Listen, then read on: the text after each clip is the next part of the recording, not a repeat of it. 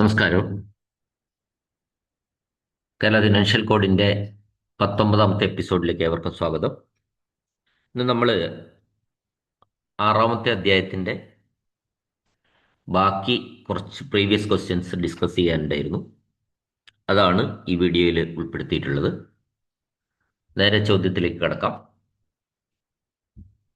നമ്മൾ സ്റ്റോറുകൾ എന്ന് പറയുന്ന ചാപ്റ്റർ ആയിരുന്നു ഡിസ്കസ് ചെയ്തത്.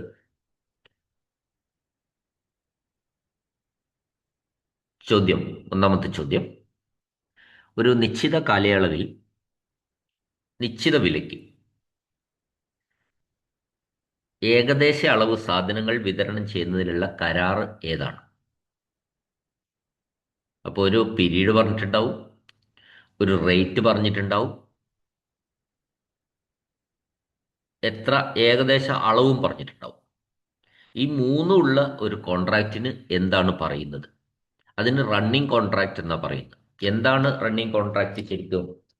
റണ്ണിങ് കോൺട്രാക്റ്റ് എന്ന് പറയുന്നത് ഒരു നിശ്ചിത അളവ് നിശ്ചിത സമയത്തേക്ക് നിശ്ചിത റേറ്റിൽ സപ്ലൈ. അപ്പോൾ അതിൽ സ്റ്റോറുകൾ സേഫായിട്ടും കൺവീനിയൻ്റ് ആയിട്ടും സൂക്ഷിക്കാനൊക്കെ ബുദ്ധിമുട്ടുള്ള, സാധിക്കാൻ കഴിയാത്ത സാധനങ്ങളാണ് അത്തരത്തിൽ സാധാരണഗതിയായിട്ട് നമ്മൾ റണ്ണിങ് കോൺട്രാക്റ്റിലൂടെ വാങ്ങുന്നതിന് ഉദാഹരണമാണ് ഭക്ഷണ സാധനങ്ങൾ, വിറക്, ചാർക്കോൾ, കരി അത്തരത്തിലുള്ള സാധനങ്ങളൊക്കെ ഈ റണ്ണിങ് കൺട്രോൾ കോൺട്രാക്റ്റിലൂടെ മേടിക്കുന്നത്. അപ്പോൾ മൂന്നും ഏകദേശം പറഞ്ഞിട്ടുണ്ടാവും, റേറ്റ് പറഞ്ഞിട്ടുണ്ടാവും, ഏകദേശം എത്ര ക്വാണ്ടിറ്റി വേണ്ടതെന്ന് പറഞ്ഞിട്ടുണ്ടാവും, ഒരു കൊല്ലത്തേക്കാണെങ്കിൽ ഒരു കൊല്ലത്തേക്കൊന്നും പറഞ്ഞിട്ടുണ്ടാവും. പക്ഷെ കുറേശ്ശെ കുറേശ്ശെ കൊണ്ടുപോകുള്ളൂ.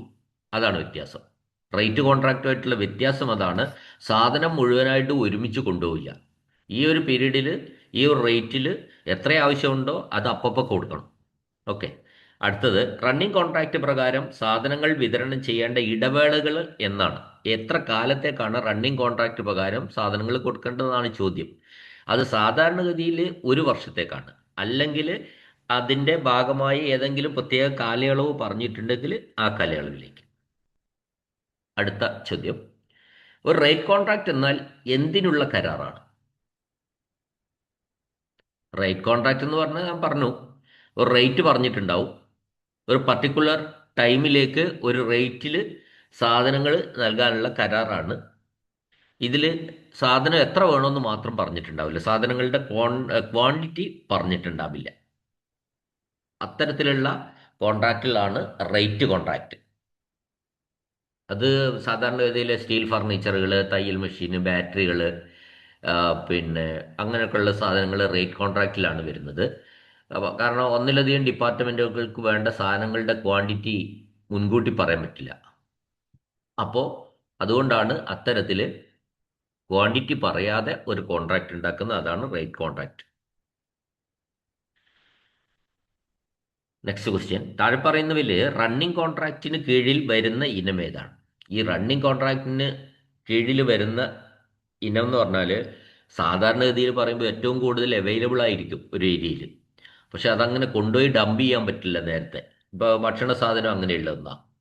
വിറക് ഇപ്പം ഇവിടെ കൊടുത്തതിൽ ചാർക്കോൾ അഥവാ കരിയാണ് ഉള്ളത്. അപ്പോൾ കരി ഒരു റേറ്റിന് ഒരു കൊല്ലത്തേക്ക് ഒരു നിശ്ചിത റേറ്റിൽ കൊടുക്കണം എന്നായിരിക്കും വ്യവസ്ഥ. അപ്പോൾ അത് കുറേശ്ശെ കുറേശ്ശെ ആയിട്ട് എടുത്തുകൊണ്ടുള്ളൂ. അതിനൊരു ഉദാഹരണമാണ് ഇവിടെ കൊടുത്ത എക്സാമ്പിളിൽ കരി അഥവാ ചാർക്കോളാണ് പിന്നെ റണ്ണിങ് കോൺട്രാക്റ്റിന് കീഴിൽ വരുന്ന ഇനം. അടുത്ത ക്വസ്റ്റ്യൻ: റേറ്റ് കോൺട്രാക്റ്റിന് കീഴിൽ വരുന്ന ഇനം താഴെ പറയുന്ന വില ഏതാണ്? ഇവിടെ റേറ്റ് കോൺട്രാക്റ്റിന് കീഴിൽ വരുന്ന കുറേ സാധനങ്ങൾ, പിന്നെ സ്റ്റീല് ഫർണിച്ചേഴ്സ്, തയ്യൽ മെഷീൻ, ബാറ്ററികൾ, ഇതൊക്കെ ഉണ്ട്. അപ്പോൾ ഇതിൽ സ്റ്റീൽ ഫർണിച്ചർ ഉണ്ട്. അതുകൊണ്ട് നമുക്ക് ഈ ഇവിടുത്തെ ആൻസർ സ്റ്റീൽ ഫർണിച്ചർ എന്ന് പറയാം. അപ്പോൾ റണ്ണിങ് കോൺട്രാക്റ്റും പിന്നെ റേറ്റ് കോൺട്രാക്റ്റിലുള്ള സാധനങ്ങളുടെ എക്സാമ്പിൾസ് ക്വസ്റ്റ്യനിൽ വരുന്നുണ്ട് എന്ന് നമ്മൾ മനസ്സിലാക്കാം. ഇനി അടുത്ത ക്വസ്റ്റ്യൻ: സ്റ്റോറുകളുടെ വിതരണത്തിനായി റേറ്റ് കോൺട്രാക്റ്റ് നിശ്ചയിക്കാൻ അധികാരമുള്ള ഡിപ്പാർട്ട്മെന്റ് ഏതാണ്? അതാണ് അടുത്ത ചോദ്യം. അത് സ്റ്റോഴ്സ് ആൻഡ് പർച്ചേസ് ഡിപ്പാർട്ട്മെന്റ് ആണ്. ദെൻ റണ്ണിങ് കോൺട്രാക്റ്റുകൾ നിശ്ചയിക്കുന്നത് ആരാണ്? റണ്ണിങ് കോൺട്രാക്റ്റുകൾ. അപ്പോൾ ഇവിടെ പിന്നെ റേറ്റ് കോൺട്രാക്റ്റ് നിശ്ചയിക്കാൻ അധികാരമുള്ളത് സ്റ്റോർ പർച്ചേസ് ഡിപ്പാർട്ട്മെന്റ് ആണ്. റണ്ണിംഗ് കോൺട്രാക്ട് നിശ്ചയിക്കുന്നത് ഹെഡ് ഓഫ് ഡിപ്പാർട്ട്മെന്റ് ആണ്. ഇനി റേറ്റ് അല്ലെങ്കിൽ റണ്ണിംഗ് കോൺട്രാക്റ്റുകൾ പൂർത്തിയാക്കുന്ന കേന്ദ്ര സർക്കാർ വകുപ്പ് ഏതാണ്? റേറ്റ് അഥവാ റണ്ണിംഗ് കോൺട്രാക്റ്റുകൾ പൂർത്തിയാക്കുന്ന കേന്ദ്ര സർക്കാർ വകുപ്പ് ഏതാണ്? അതിന്റെ answer director general of supplies and disposal ആണ്. അടുത്ത ക്വസ്റ്റ്യൻ, ഡിപ്പാർട്ട്മെന്റൽ സ്റ്റോറുകളിൽ സൗകര്യപ്രദമായി സൂക്ഷിക്കാൻ കഴിയാത്ത സാധനങ്ങളുടെ കാര്യത്തിൽ വിതരണത്തിനായി സ്വീകരിക്കാവുന്ന രീതി ഏതാണ്? അത് നമ്മൾ പറഞ്ഞിരുന്നു. ഡിപ്പാർട്ട്മെന്റ് സ്റ്റോറുകളിൽ സൂക്ഷിക്കാൻ പറ്റുന്നില്ല സൗകര്യപ്രദമായിട്ട്. അപ്പം നമ്മൾ കുറച്ച് കുറച്ച് മാത്രമേ കൊണ്ടുപോവുകയുള്ളൂ. അപ്പോൾ അതിൻ്റെ പേരാണ് നമ്മൾ റണ്ണിംഗ് കോൺട്രാക്റ്റ് എന്ന് പറയുന്നത്. ഡിപ്പാർട്ട്മെന്റ് സ്റ്റോറുകളിൽ സൂക്ഷിക്കാൻ പ്രയാസമുള്ള, കൺവീനിയൻ്റ് ആയും സേഫായും സ്റ്റോക്ക് ചെയ്യാൻ സാധിക്കാത്ത സാധനങ്ങൾ വിതരണം ചെയ്യുന്നതിനുള്ള കോൺട്രാക്റ്റാണ് റണ്ണിംഗ് കോൺട്രാക്റ്റ് എന്ന് പറയുന്നത്. നെക്സ്റ്റ് ക്വസ്റ്റ്യൻ, ഒരു നിശ്ചിത കാലയളവിൽ നിശ്ചിത നിരക്കിൽ സാധനങ്ങൾ വിതരണം ചെയ്യുന്നതിനുള്ള കരാർ. ഇപ്പോൾ റേറ്റ് പറഞ്ഞിട്ടുണ്ടെങ്കിൽ നമ്മൾ സാധാരണഗതിയിൽ റേറ്റ് അടക്കം പറഞ്ഞിട്ടുണ്ടെങ്കിൽ നിശ്ചിത കാലയളവിൽ നിശ്ചിത നിരക്ക് മാത്രമേ പറഞ്ഞിട്ടുള്ളൂ. രണ്ടും പറഞ്ഞിട്ടുണ്ട്. കാലയളവും പറഞ്ഞിട്ടുണ്ട്, നിരക്കും പറഞ്ഞിട്ടുണ്ടെങ്കിൽ അത് റേറ്റ് കോൺട്രാക്റ്റ് ആണ്. അതിലെന്ത് പറഞ്ഞിട്ടുണ്ടാവില്ല? ക്വാണ്ടിറ്റി മാത്രം പറഞ്ഞിട്ടുണ്ടാവില്ല. അളവ് ഇത്ര എണ്ണം വേണം അല്ലെ ഇത്ര അളവ് വേണം എന്ന് മാത്രം പറഞ്ഞിട്ടുണ്ടാവില്ല. അത്തരം കോൺട്രാക്റ്റുകളാണ് റേറ്റ് കോൺട്രാക്റ്റ് എന്ന് പറയുന്നത്. റണ്ണിംഗ് കോൺട്രാക്റ്റുകൾ നിശ്ചയിക്കുന്നത് ആരാണ്? Head of department and departmental purchase committee. Head of department and department purchase കമ്മിറ്റിയാണ് റണ്ണിംഗ് കോൺട്രാക്ട് നിശ്ചയിക്കുന്നത്. നെക്സ്റ്റ് ക്വസ്റ്റ്യൻ, വാഹനങ്ങളുടെ റേറ്റ് കോൺട്രാക്ട് സാധാരണയായി നിശ്ചയിക്കുന്നത് ആരാണ്? വാഹനങ്ങളാണ് കേട്ടോ. വാഹനങ്ങളുടെ റേറ്റ് കോൺട്രാക്ട് നിശ്ചയിക്കുന്നത് ആരാണെന്നാണ്. അപ്പോൾ അതിൻ്റെ ഈ department director general of supplies and disposals ആണ്. Answer director general of supplies and disposal. അടുത്ത ക്വസ്റ്റ്യൻ, വിവിധ സാധനങ്ങൾക്കായി റേറ്റ് അല്ലെങ്കിൽ റണ്ണിംഗ് കോൺട്രാക്ട് പൂർത്തിയാക്കുന്ന കേന്ദ്ര സർക്കാർ ഉദ്യോഗസ്ഥൻ ആരാണ്? അതിനുള്ള കേന്ദ്ര സർക്കാരിന്റെ ഉദ്യോഗസ്ഥനാണ് director general of supplies and disposal ആണ്. ഒരു റേറ്റ് കോൺട്രാക്റ്റിൽ താഴെ പറയുന്നവയിൽ ഏതാണ് പരാമർശിക്കാത്തത്? എന്താണ് റേറ്റ് കോൺട്രാക്റ്റിൽ ഇല്ലാത്തത്? റേറ്റ് കോൺട്രാക്റ്റിൽ പീരീഡ് ടൈം പറഞ്ഞിട്ടുണ്ടാവും, മറ്റൊന്ന് റേറ്റും പറഞ്ഞിട്ടുണ്ടാവും. പക്ഷെ എന്ത് പറഞ്ഞിട്ടുണ്ടാവില്ല? ക്വാണ്ടിറ്റിയാണ് പറയാത്തത്. ഇപ്പോൾ ആൻസർ ക്വാണ്ടിറ്റിയാണ്.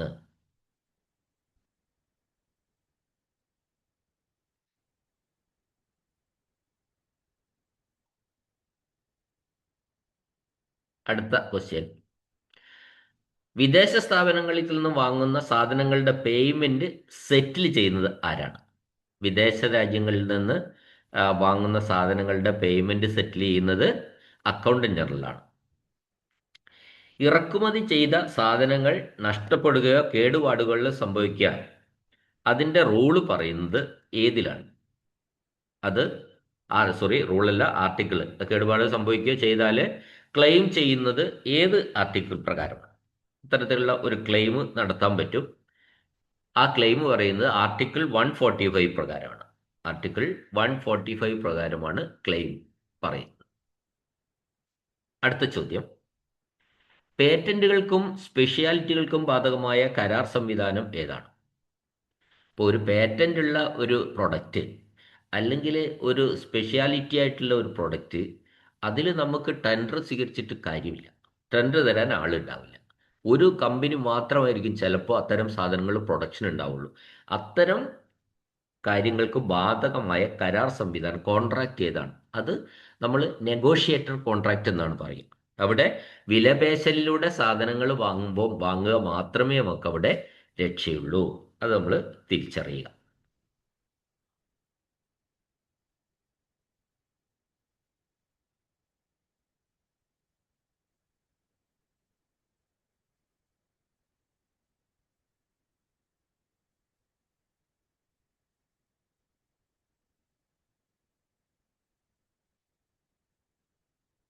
ഇനി പ്രത്യേക സാഹചര്യങ്ങളിൽ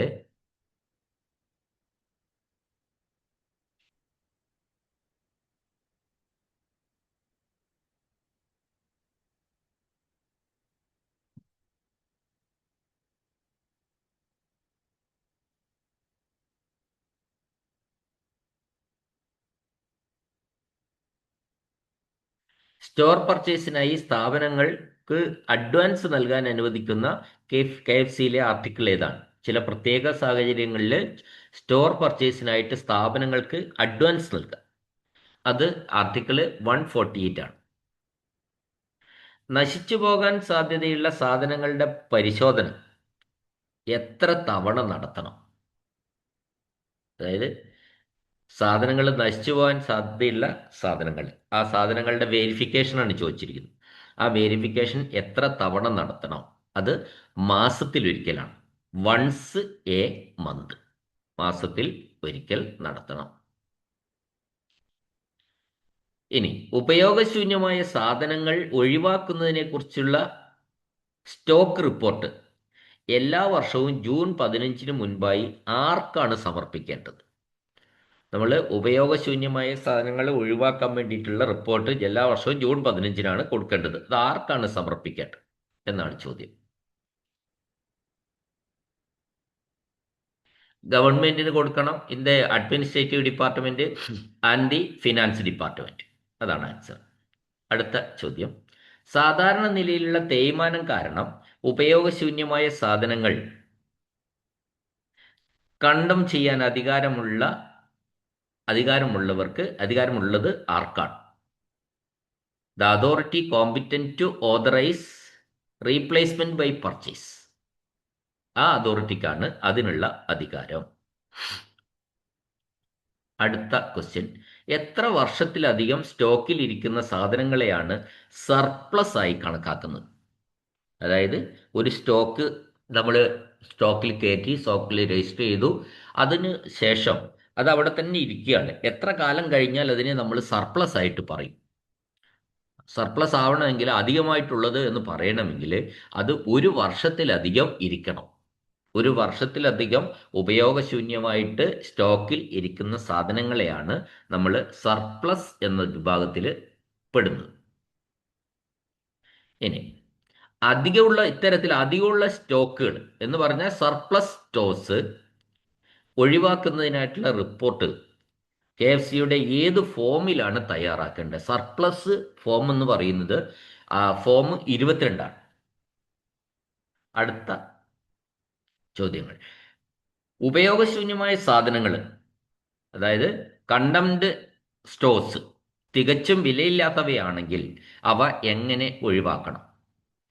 വിലയില്ലാത്തതാണ് എങ്ങനെ ഒഴിവാക്കണമെന്ന്, അല്ലാത്തത് ലേലം വിളിച്ചു കൊടുക്കണമെന്ന്. അപ്പോൾ വിലയില്ലാത്തതാണെങ്കിൽ, ഉപയോഗശൂന്യമായതാണ് കേട്ടോ, ഉപയോഗശൂന്യമായ സാധനങ്ങൾ വിലയില്ലാത്തതാണെങ്കിൽ അവ എങ്ങനെ ഒഴിവാക്കണം? അപ്പോൾ അതിൻ്റെ ആൻസർ ഡിസ്ട്രോയിഡ് എന്നാണ്, നശിപ്പിച്ച് കളയുക എന്നാണ് ആൻസർ. ഇനി പബ്ലിക് ലേലം വഴി സാധനങ്ങൾ വിൽക്കുമ്പോൾ മെയിൻറ്റെയിൻ ചെയ്യേണ്ട ഓപ്ഷൻ രജിസ്റ്റർ ഏത് ഫോമിലാണ്? അതായത് ഓപ്ഷൻ രജിസ്റ്റർ എന്ന് പറഞ്ഞാൽ ലേലം നടത്തി കൊടുക്കണമെന്ന്. അപ്പം ലേല രജിസ്റ്റർ പബ്ലിക് ലേലം വഴി സാധനങ്ങൾ വിൽക്കുമ്പോൾ മെയിൻറ്റെയിൻ ചെയ്യേണ്ട ഓപ്ഷൻ രജിസ്റ്റർ ഏത് ഫോമിലാണ്? അത് Kerala financial code form 20 KFC form 20. Next question, നശിച്ചു പോകാൻ സാധ്യതയുള്ള സാധനങ്ങൾ എത്ര കാലയളവ്? അതിപ്പം നമ്മൾ പറഞ്ഞതാണ്, ഒരു മാസത്തിൽ ഒരിക്കൽ പരിശോധിക്കണം.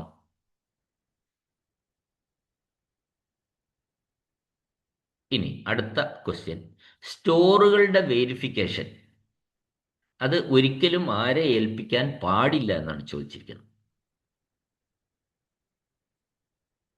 അതായത് കുറഞ്ഞ ശമ്പളമുള്ള കീഴ് ജീവനക്കാരെ ഏൽപ്പിക്കാൻ പാടില്ല. എന്ത്? സ്റ്റോറുകളുടെ വേരിഫിക്കേഷൻ.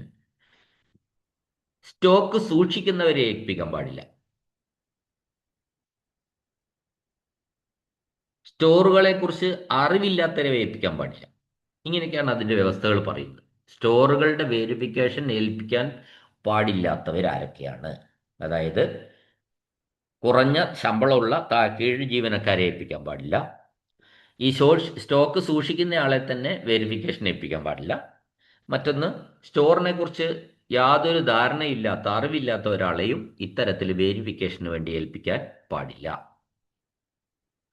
അടുത്ത ക്വസ്റ്റ്യൻ, സ്റ്റേഷനറി ഡിപ്പാർട്ട്മെന്റുകളിലെ സ്റ്റോക്കുകളുടെ പൂർണ്ണമായ ഫിസിക്കൽ വെരിഫിക്കേഷൻ എപ്പോഴാണ് നടത്തേണ്ടത്? അപ്പോൾ ഫിസിക്കൽ വെരിഫിക്കേഷൻ എപ്പോഴാണ് ഈ സ്റ്റോക്കുകളിൽ സ്റ്റേഷനറി ഡിപ്പാർട്ട്മെൻറ്റിൽ നടത്തേണ്ടത്? അതിൻ്റെ ആൻസർ ഒരു വർഷത്തിൽ ഒരു തവണ, എല്ലാ വർഷവും എന്നാണ്, എവരി ഇയർ. അടുത്ത ക്വസ്റ്റ്യൻ, ഒരു ഓഫീസിലെ ഫർണിച്ചറുകളുടെ സ്റ്റോക്ക് വെരിഫിക്കേഷൻ കുറഞ്ഞത് എത്ര തവണ നടത്തണം? ഒരു ഓഫീസിലുള്ള ഫർണിച്ചറുകളുടെ വെരിഫിക്കേഷൻ എല്ലാ വർഷവും നടത്തണമെന്നാണ്. എല്ലാ സ്റ്റോറുകളും നിശ്ചിത കാലയളവിൽ വെരിഫിക്കേഷൻ നടത്തണം. ഇത് കുറഞ്ഞത് എത്ര കാലയളവിനുള്ളിൽ ചെയ്യണം? എല്ലാ സ്റ്റോറുകളും ശരിക്കും പറഞ്ഞാൽ അതിൻ്റെ കറക്റ്റ് ആൻസർ എന്താണെന്ന് വെച്ചാൽ ഒരു വർഷത്തിൽ ഒരിക്കൽ എന്നാണ് അതിൻ്റെ കൃത്യമായ ആൻസർ.